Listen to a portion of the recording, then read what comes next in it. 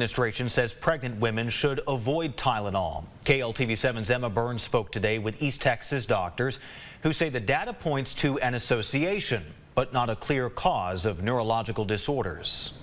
And so Tylenol has been a staple for pain control and control of fever in pregnancy. UT OBGYN Dr. Darren Yeager points to the American College of Obstetricians and Gynecologists statement identifying acetaminophen or Tylenol as one of the only safe pain relievers for pregnant women.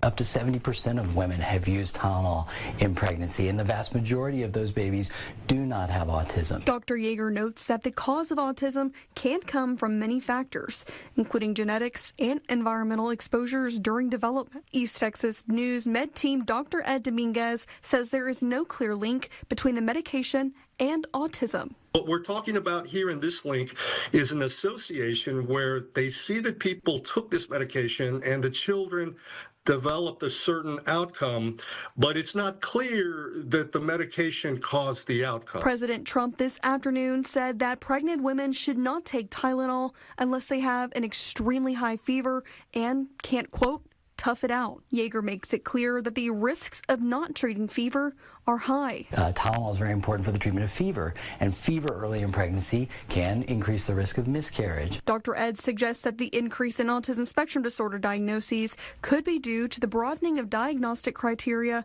in 2013. All of a sudden, the rate of autism went up because now we were using a much broader definition of what constituted autism. The administration also announced that leucovorin, an FDA-approved folinic acid drug, as a possible treatment for autism. While the child is in uterus and still developing, the lack of folic acid can lead to what are called neural tube defects and a variety of other neurologic delays or things like ADD and even autism. Dr. Ed said that folinic acid is a recommended supplement during pregnancy to prevent brain and spinal cord defects. The children that are autistic, while they were in utero, their moms had lower levels of folate. Dr. Ed and Dr. Yeager both say to parents with autism who took Tylenol during pregnancy to not feel guilt for their child's diagnosis. To ignore